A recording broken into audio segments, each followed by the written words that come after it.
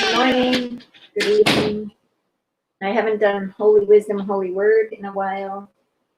I thought I'd get on because witnessing the amount of relational connections is a really witness of theology.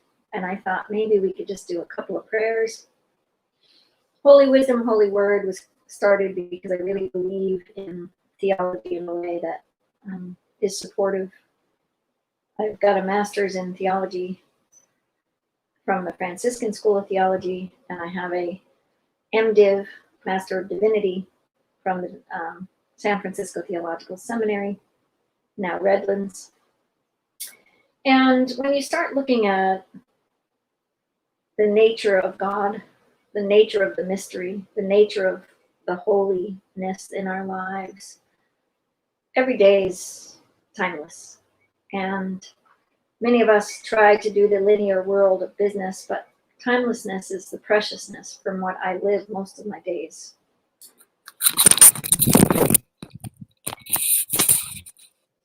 I just realized my thing cord was not on. So let me share that again if you didn't hear. Holy Wisdom, Holy Word is a theological platform that I've been working on. I've been on here since Easter, and I have a page called Public Theology. And public theology is around peace and development on the study of the mystery of God, the mystery of life. And I'm talking to you all today because I believe the mystery is in all of our lives in a way that we are spiritually aligned with each other. We are emotionally and physically and spiritually aligned because our physical body, our heart beats, right? Our heart beats. And we don't have to do anything to get our heart to beat except eat well, take care of our health, take care of our wisdom. But where does the heartbeat come from? And so Holy Wisdom, Holy Word is kind of about what my study has been for 30 years. I have a master's from the Franciscan School of Theology that I finished in 2011. Out of that came my organization, Humanitera, in 2012, and I recoined it in 2015 under the torch. So some of you know me for the torch, but this page of what I want to do with Holy Wisdom, Holy Word is the theological relationships of how we live together, how we move together, how we engage with each other's lives, how we find a mystery in each other's lives, how we open to that presence of God all the time. Many of us know this. Many of us know what we are. We know that the mystery lies, that our heart beats. We know that the mystery relies on, we can go back to the sperm and the egg of our existence, but if you look at the mystery of how that all happened, and the mystery of, I don't know how many sperm versus one sperm fertilizes our egg, right? The male, the female, the relationship of life itself is the mystery. It's the mystery. Before death and after death. This is the mystery, right? We live in this mystery every day. A lot of people have died with COVID. A lot of people have passed to the other side. And in some forms of nature, believe that the everlasting life is forever. And I am a believer of that everlasting life. I've been with many people that have died and many people that have gone through the transition. I've also been with people that have birthed, including myself, and giving birth to 5 children.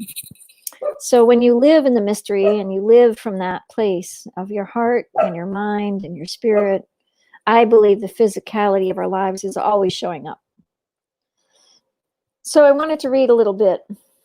I want to do the Holy Wisdom, Holy Word. My ideas come out of my theological study of God. And as we move forward, Holy Wisdom, Holy Word, I think it's important. So we're going to start with a poem on a Mary Oliver. Mary Oliver is an amazing poet from Maine. She's in Massachusetts, I guess. There's another friend from Maine. I apologize. But her coastline living made her ponder. And I believe that was my pondering at an early age, the early age. So let's read a poem. It's called Green, Green is My Sister's House. Don't you dare climb that tree, or even try, they said, or you will be sent away to the hospital of the very foolish, if not the other one. And I suppose, considering my age, it was fair advice. But the tree is a sister to me, she lives alone in a green cottage, high in the air, and I know what would happen. She'd clap her green hands, she'd shake her green hair, she'd welcome me, truly.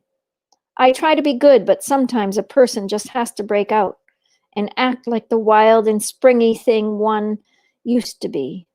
It's impossible not to remember wild and want it back. So if someday you can't find me, you might look into the tree, or of course, it's impossible. It's possible under it. That's a beautiful poem. Love it, love it. Just what I didn't pick, I just opened randomly. This is the mystery, you know, I was just talking about birth and death, and she talks about the simplicity of the tree. So let's read it one more time. I think you'll enjoy it the second time better. I'll be able to read it better. And even my understanding of this, it's called Green, Green is My Sister's Home. Don't you dare climb that tree, or even try, they said, or you will be sent away to the hospital of the very foolish, if not the other one. And I suppose, considering my age, it was fair advice. But the tree is a sister to me. She lives alone in a green cottage, high in the air, and I know what would happen. She'd clap her green hands, she'd shake her green hair, she'd welcome me, truly. I try to be good, but sometimes a person just has to break out and act like the wild and springy thing one used to be. It's impossible not to remember wild and want it back. So if someday you couldn't find me, you might look up into the tree, or of course, it's possible, under it. Mary Oliver, 1,000 Mornings. My daughter gave me this book a year ago for my 60th birthday, and I've enjoyed it all year with snippets. I'm going to be 61 in a week, and we're going to have a celebration. And, you know, this moment of ideas comes from many different theologians, this holy wisdom, holy word. So I'm going to read something out of Teilhard de Chardin, The Divine Milieu. There is a divine milieu in all of our lives. We live our lives, just the name itself inspires me to speak about it. If we live in the milieu of the divine is the holy. The milieu of the divine is the ripeness within the spirit of the soul. The spirit of the soul brings us to the ripeness of the spirit of life itself. She is alive and she is well, and she is always knocking at our door. The divine milieu is always present in nature. She is wakened with the whisper of the trees and the buzzing of the bee and the holiness of just the simple that comes by your door today, whatever it be. It might be a person. It might be a pet. It might be somebody very precious, like the special witness of a lizard that might visit me today in my garden. It might come through the water, the earth, the air. It might come through the beautiful skies and the universe. It is always present because it is divine and holy, and it's the divine milieu that Chardin speaks about. So let's read a little bit from him today.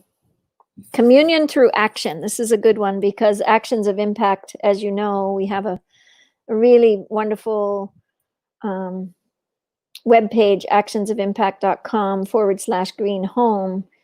And out of Green Home comes this beautiful weekly session. And tomorrow we have Edward Esco, and he's very much of the divine milieu to me. I've known him many years.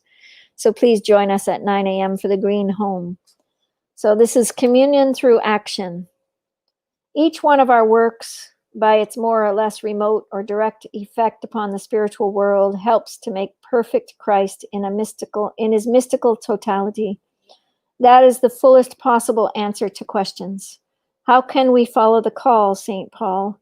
See God in all the active half of our lives. In fact, through the unceasing operations of the incarnation, the divine so thoroughly permeates all our creaturely energies that in order to meet it and lay hold on it, we could not find a more fitting setting than that of our own action. To begin with, in action, I adhere to the creative power of God. I coincide with it. I become not only its instrument, but its living extension. And as there is nothing more personal in being than this will, I merge myself, in a sense, through my heart with the very heart of God. The commerce is continuous because I am always acting, and at the same time, since I can never set a boundary to the perfection of my fidelity, nor to the fervor of my intention, this commerce enables me to liken myself ever more strictly and indefinitely to God. Woo! This is such a good session. When I start thinking of this, and I start thinking of this idea, I can never set a boundary to the perfection of my fidelity, nor to the fervor of my intention. This commerce enables me to liken myself ever more strictly and indefinitely to God. What a beautiful statement. I could say that over and over again in my own personal life, because God lives throughout me and in me and with me, and so does it with you and in you and out and throughout you, whether you're an atheist, a Muslim, a Christian, a Jew, a Hindu, you name any tradition, but there's the mystery that lies within each of us, and I cannot deny it today on any level, because it's the spirit of the spirit of holy wisdom, holy word. And as I'm reading out of this Teilhard de Chardin, it's been one of the greatest gifts to read from sacred holy words, because they live, they're alive, they're present, they're of nature herself, because people see it within the theological study. The soul does not pause to relish this communion, nor does it lose sight of the material end of its action, for it is wedded to the creative effort. The will to succeed, a certain passion, delight in the work to be done, form the integral part of our creaturely fidelity. It follows that the very sincerity with which we desire and pursue success for God's sake reveals itself as a new factor, also without limits, in our being knit together with Him who animates us. Originally, we had fellowship with God in the simple common exercise of wills, but now we unite ourselves with Him in the shared love of the end of which we are working. And the crowning marvel is that with the possession of this end, we have the utter joy of discovering His presence once again.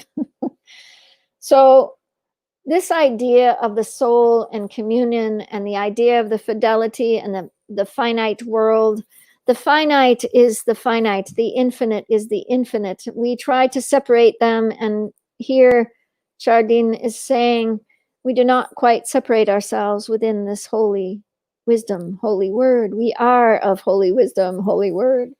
And so when I think about witnessing theology, I witness you as a human being. I witness myself. I witness my brothers and sisters. I witness my deep, deep compassion for the world, that as we see the witnessing of so much pain and so much struggle, we have to look at the infinite of why and look at the mystery within. It says all this follows directly from what was said a moment back on the relationship between the natural and supernatural actions in the world. It lives between, the relationship lives between the natural and supernatural actions in the world. Any increase that I can bring upon myself or upon things is translated into some increase in my power to love and some progress in Christ's beloved hold upon the universe. Our work appears to us in the main as a way of earning our daily bread, but its essential virtue is on a higher level. Through it, we complete in ourselves the subject of the divine union. Through it, we complete in ourselves the subject of the divine union. And through it again, we somehow make to grow in stature the divine term of the one with whom we are united, our Lord Jesus Christ. Hence, whatever our role as men may be, whether we are artists, working men, or scholars, we can, if we are Christians, speed towards the object of our work, as though towards an opening to the supreme fulfillment of our beings. Indeed, without exaggeration or excess in thought or expression, but simply by confronting the most fundamental truths of our faith and of experience.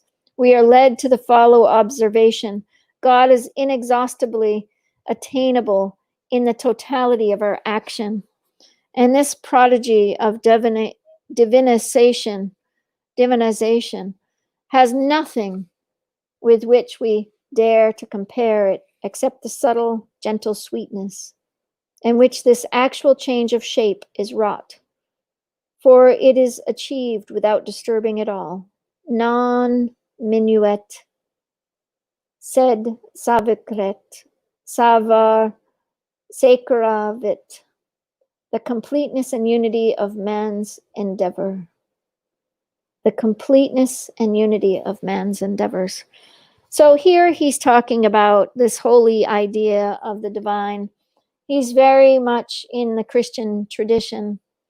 I read from all different sects of traditions in this idea of holy wisdom, holy word, because I believe that we are in it.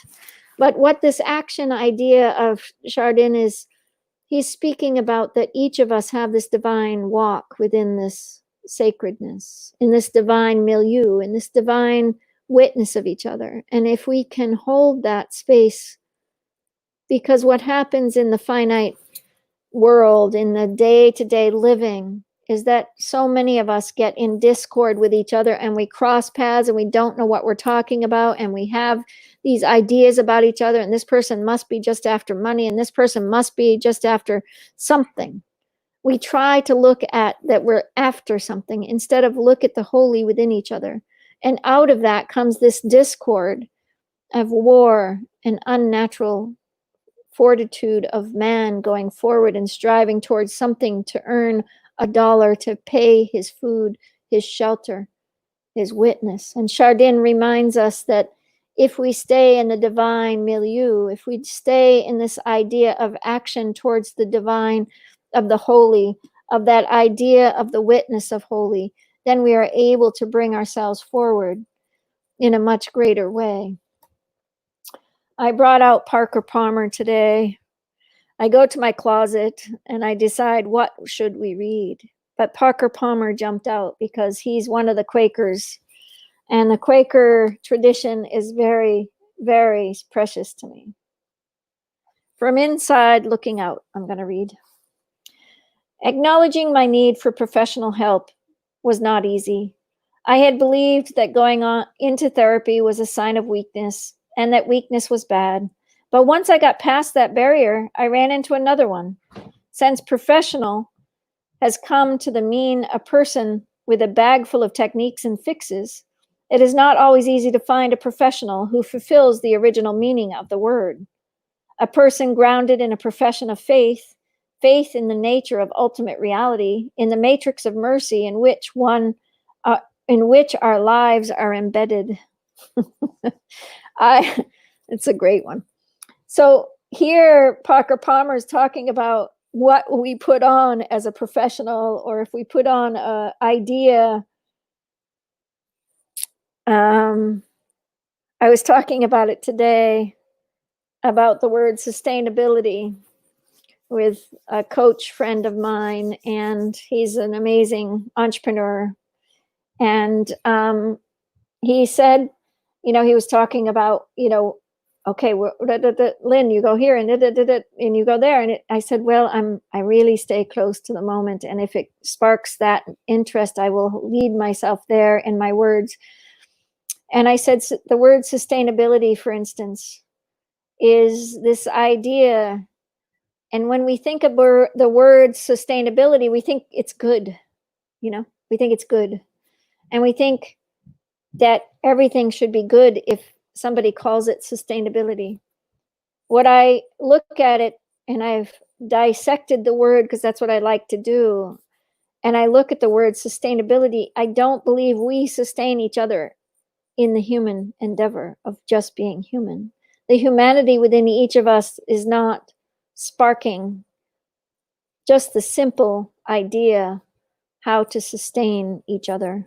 I'm working on a book called Architecture of Your Soul, and I've been working on it for a while, and I've got my computer set up and I'm ready to write. And then I got this new idea of writing outside because my daughter plugged her computer in outside, and I was like, oh my gosh, I can work outside. And I said, yes, that will sustain me through working on computers, where I'm a people person and I love people and I want to be sustained with you. I want to sustain my life. That's why I came on today, because I'm sustaining myself by interacting with you as a human being. Holy Wisdom, Holy Word is a place for me to be me in the mystery of my passion, which is theology. My passion of theology brings me to so many layers. But what Parker Palmer is just saying to us, he basically says we put on this professional idea, but it's actually just a bag full of techniques and fixes. It's not easy to find. Who fulfills the original meaning of the word? Nobody, Who fulfills the original meaning of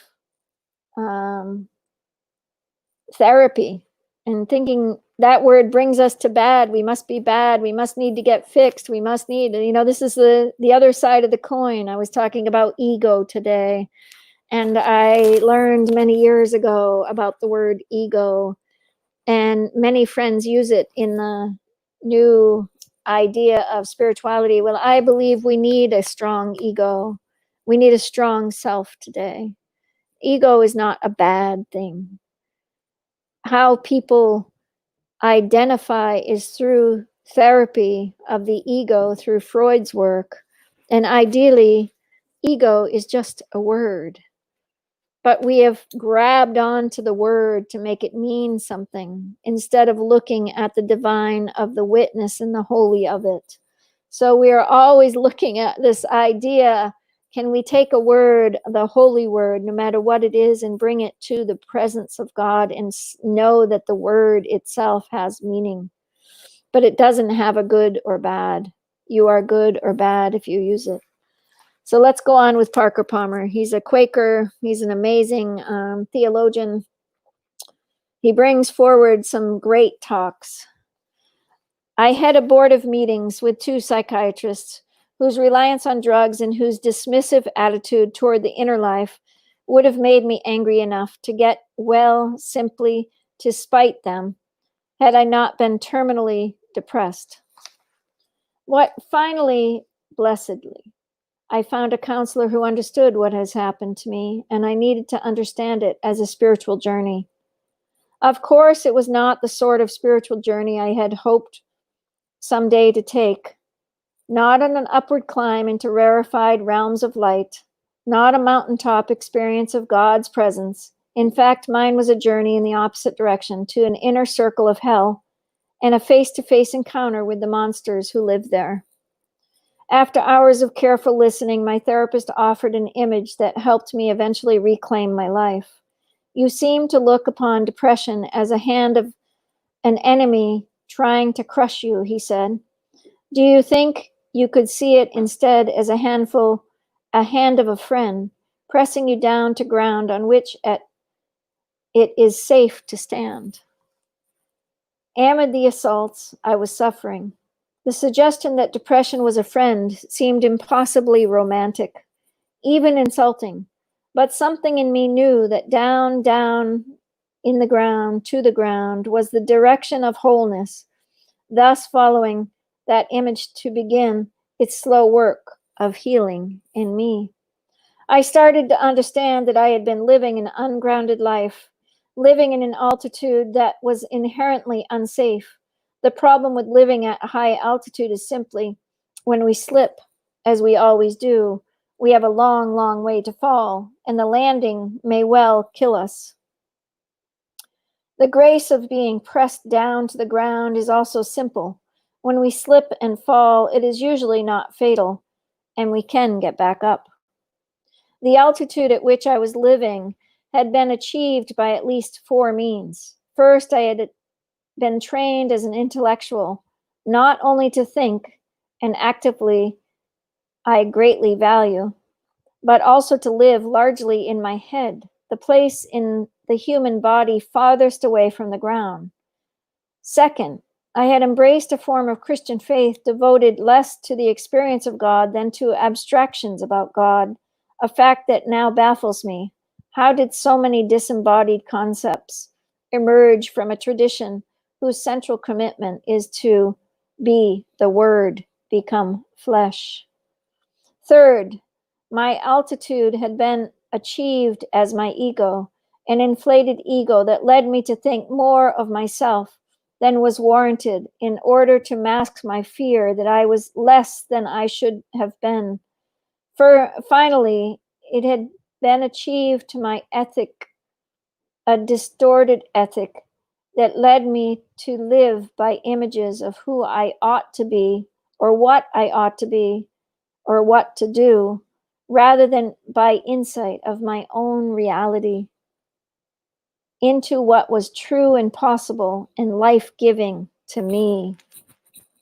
For a long time, the oughts had been the driving force in my life. I ought to do this, I ought to do that, I ought to do this, I ought to do that. And when I failed to live up to those oughts, I saw myself as a weakness and a faithless person. I never stopped to ask, how does such and such fit my God-given nature? Or in such and such truly my gift and call? As a result, important parts of my life, of the life I was living, were not mine to live, and thus were doomed to fail. Depression was indeed the hand of a friend trying to press me down to the ground on which it was safe to stand, the ground to my own truth, my own nature, with its complex mix of limits and gifts, liabilities and assets, darkness and light. Eventually, I'm reading out of Parker Palmer. He's a Quaker theologian. Let your life speak. Listen to the voice on vocation. Eventually, I developed my own image of the befriending impulse behind my depression. Imagine from that early in my life, a friend figure standing a block away was trying to get my attention by shouting my name, wanting to teach me some hand but healing truths about myself. But I, fearful of what I might hear, or arrogantly trying to live without help, or simply too busy with my idea and ego and ethics to bother, ignored the shouts and walked away. To this figure still, the friendly intent came closer and shouted more loudly. He's talking about his depression as a friend. But I kept walking. Even closer it came, closer enough to tap me on the shoulder. But I walked on, frustrated by my unresponsiveness. The figure threw stones at my back, then struck me with a stick, still wanting simply to get my attention. But despite the pain, I kept walking away. Over the years, the befriending intent of this figure never disappeared, but became obscured by the frustration caused by my refusal to turn around. Some shouts and taps, stones and sticks had failed to do this trick. There was only one thing left. Drop the nuclear bomb called depression on me, not with the intent to kill, but as a last-ditch effort to get me to turn and ask the simple question, what do you want? When I was finally able to make that turn and start to absorb and act on the self-knowledge that then became available to me, I began to get well. The figure kept calling to me all those years was, I believe, what Thomas Merton calls true self.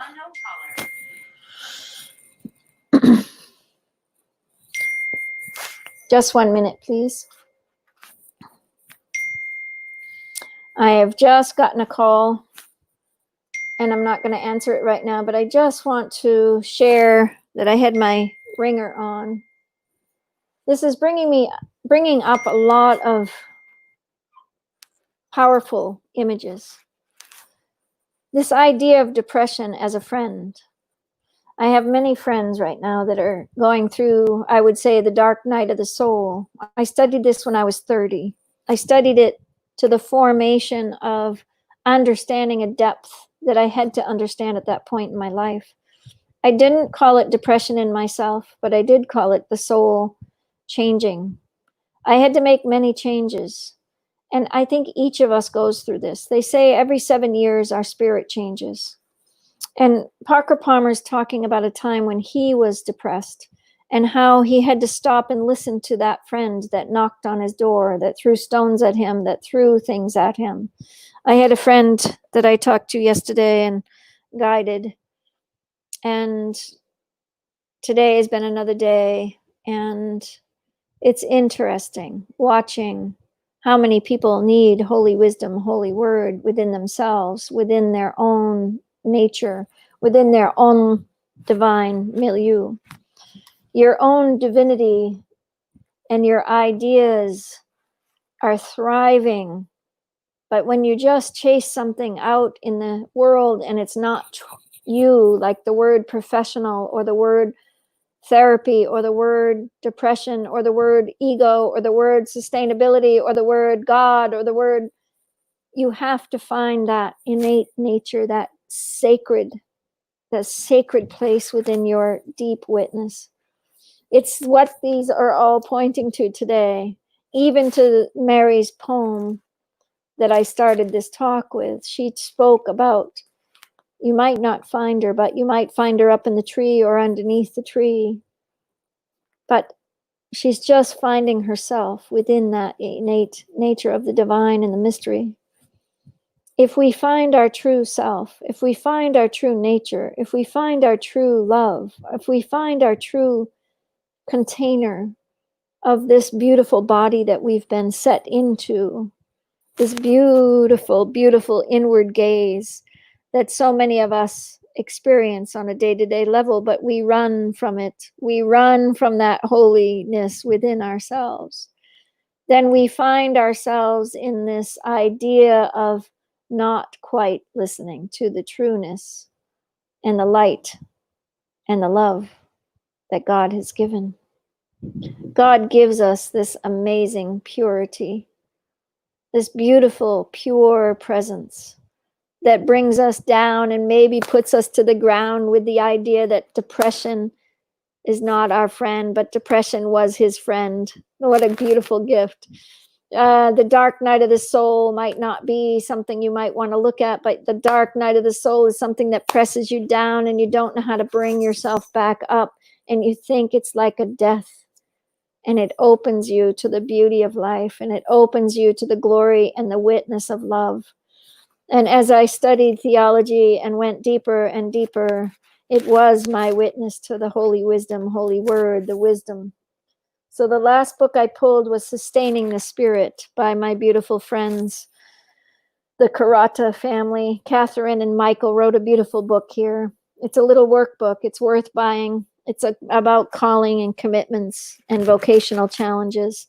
It's good that I've pulled these ideas out of the divine milieu, and that Mary, looking at a poem and Let Your Life Speak, they're all about the beautiful ideas of who you are as a human being and what I love to do with the support. So let's read out of their book. Holy urgency. That's kind of what it feels like with COVID. My daughter and I got a call 2 nights ago that she was on a beach with 6 other teenagers up north.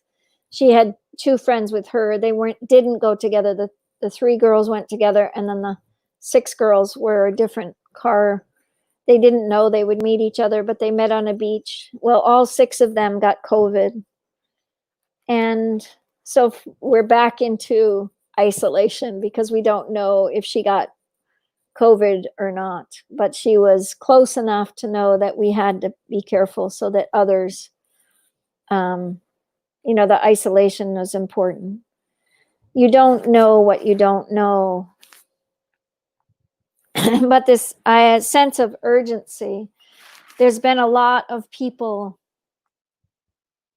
in my life, including myself, that have had a sense of what is the urgency. I've still had a cough. Since March 9th, I've had this something going on. So it's getting down to, clearing the house and clearing the essence and clearing my nature and clearing the ideas and wondering what I need to do to let go of this cough. So there's this sense of urgency, but let's see what they say about the urgency. I think each of us goes into urgency because something is up. Something has showed up, something has happened, something has made you feel this uneasy idea. Passionate is the word often used to describe those who are living out of vocational commitments. Passion is the central element of the vocational life. Passion transforms a laborer into an artist, a believer into a disciple, a family member into a best friend, a colleague into a teammate, a spouse into a soulmate, a coach into a teacher, a leader into a learner. Our passion makes it seem natural to overcome difficulties within our relationships, obstacles in our work, and moments of emptiness in our faith. Our passions help us endure unpleasant vocational seasons within each of our 3 vocational callings. Sometimes advice such as calm down, be patient, and consider the big picture actually serves to pour cold water on the passion fueling our vocational commitments. And yet our unbridled passion can take us to extremes where we lose perspective and balance. Unbridled passion can become obsession, which diminishes empathy, makes big deals out of small matters, and puts our vocational commitments at risk. Therein lies the dance. Can we live with enough passion to fuel our commitments and still not be consumed by it? Sustaining the spirit within our commitments seems to require a curious mixture of humility and self-importance, perspective and passion. This is what is known as holy urgency. Holy urgency is found in those who say, my contribution may not compare with all the other great works being accomplished, but it's the most important contribution I can make. I will stop at nothing to do it well, and I will not lower my expectations. Holy urgency is the balancing mechanism within vocational spirituality. By maintaining the holy urgency, this balance of humility and passion in your vocation response to work, relationships, and faith, you protect yourself from extremes of inferiority or superiority, passivity or overstatement, settling for less or delusions of grandeur, extremes which can extinguish the fire sustaining the spirit of your commitments. Holy urgency is also about the paradox of time. We know that something must be done now, while knowing that what is good and right happens over a long time of continued implementation. Holy urgency is the drive of immediacy, tempered with recognition of the need for patience. It is planting now for the later harvest. It is the most important moment in a life of the other important moments. Holy urgency challenges us to ask questions such as these. What is the passion that fuels my commitment? When are my efforts really not that important? Why must I do this now? And what if I wait? Beautiful, beautiful. So there we are, holy wisdom, holy word. I spent a little bit of time on this commitment to myself because I love the idea of witnessing theology, of what does it take to witness each other, of what does it take to witness our ideas that sometimes push us down, sometimes crush us, sometimes make us think, but what if we wait? What if we put a hold on things? What if we open our door to open a new area that can just wait? Our passion is the presence that you see. So if you witness your beautiful love, if you can witness the beautiful kindness, the beautiful care, the beautiful areas of your life that bring the preciousness of patience to passion, to passion to patience, to slowing down, to wait to God's call, to wait to hear. I often talk about hearing. I often talk about what does it take to spiritually hear. Michio used to say there were ears back here, and we had to hear from a very deep place. And I believe that. Our sight is here. Many traditions believe that our sight in the meditation spot is here, not through our eyes, but we don't quite see sometimes. So if we ponder and reflect and bring our true nature back to itself, we will reflect back to our holy word, holy wisdom, holy wisdom, holy word. Thank you for letting me share. I hope you enjoyed. Blessings and blessed be. Holy wisdom, holy word.